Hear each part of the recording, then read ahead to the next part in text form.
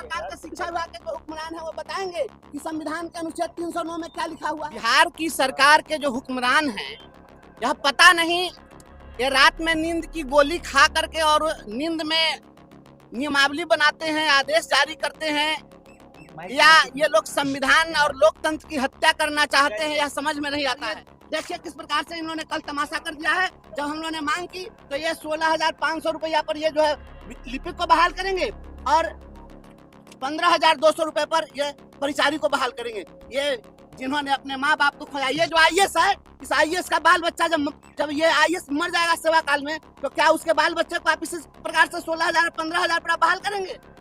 ये क्या तमाशा चल रहा है बिहार के अंदर? सरकार खुद नियमावली बनाती है और उसी नियमावली को ये नौकरशाह अंगूठा दिखाते हैं, धत्ता बताते हैं, और बिहार की सरकार सोई हुई है। बिहार सरकार को ऐसे पदाधिकारियों पर सख्त कार्रवाई करनी चाहिए।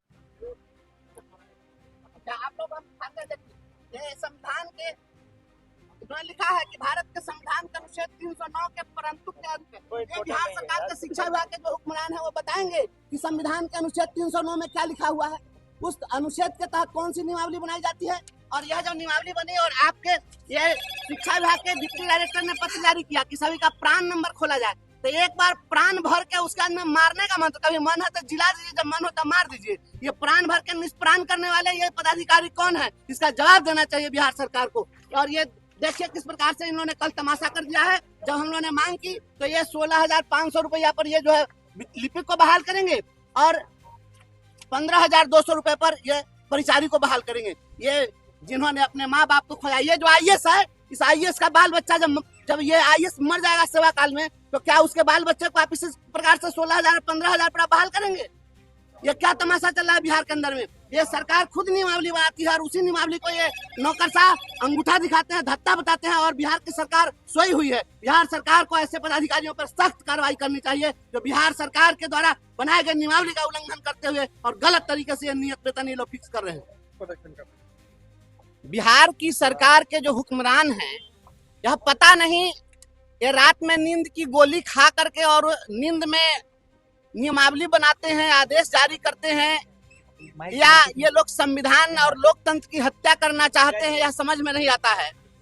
बिहार सरकार ने एक तो 5 साल के बाद 2020 में अंतिम बार जो भी अनुकंपा पर बहाली हुई थी वह दिसंबर 2020 में की गई, उसके बाद से बहाली नहीं हो रही थी। तो हम लोग लगातार संघर्ष किए, पिछले बार भी सदन में आवाज उठाए, उसके बाद बहाली की गई। और जब बहाली हुई तो नियुक्ति पत्र देते समय शिक्षा मंत्री जी ने कहा कि अब आप राज्य सरकार के कर्मचारी हो गए हैं और कर्मचारियों को जो देश वेतन और सुविधाएं हैं वो आपको सुविधाएं मिलेंगी।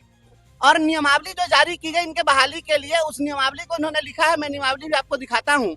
उसमें उन्होंने लिखा है नियमावली में कि संविधान के अनुच्छेद 309 के परंतु के तहत प्रदत्त शक्तियों का प्रयोग करते हुए नियमावली बनाई जा रही है। तो संविधान के अनुच्छेद 309 के परंतु के तहत जो भी नियमावली बनती है वो राज्य सरकार और केंद्र सरकार अपने कर्मचारियों के लिए बनाती है। तो जब ये विद्यालय सहायक और परिचारी जिनके परिजन जो है सेवा काल में मर गए, एक तो इन्होंने अपने परिजनों को खोया है, इतने दिनों तक ये बिलखते रहे हैं, भटकते रहे हैं, रोते रहे हैं, और उसके बाद आप कहे कि हम आपको राज्य सरकार का कर्मचारी बना रहे हैं और प्राण नंबर भी जनरेट करा लिया। सबसे आश्चर्यजनक बात है कि प्राण नंबर जनरेट इन्होंने करा लिया। प्राण नंबर तो खुलता है राज्य कर्मियों का।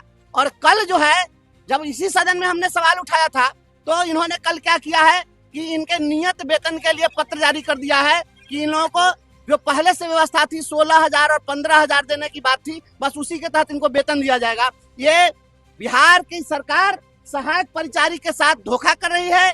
हम इसके खिलाफ प्रदर्शन कर रहे हैं। हम सरकार से पूछना चाहते हैं कि नियमावली अगर संविधान से तो धोखा वेतनमान से क्यों? ये बिहार सरकार को जवाब देना चाहिए। यह धोखा नहीं चलेगा। और शिक्षा विभाग के हुक्मरान और माननीय मुख्यमंत्री से मैं कहना चाहता हूं कि शिक्षा विभाग के जो पदाधिकारी हैं ये जानबूझ करके जो तमाशा कर रहे हैं कि इस तरह से मामला उलझ जाए तो ये लोग हाई कोर्ट जाए, फिर हम सुप्रीम कोर्ट तक जाएं, court kabaddi high court supreme court खेलेंगे और वकीलों के फीस में से कमीशन वसूलेंगे, तो ये नहीं चलेगा। और ये बिहार की जनता जानना चाहती है कि कार्यालय सहायक और परिचारियों के साथ इस तरह से धोखा क्यों किया गया।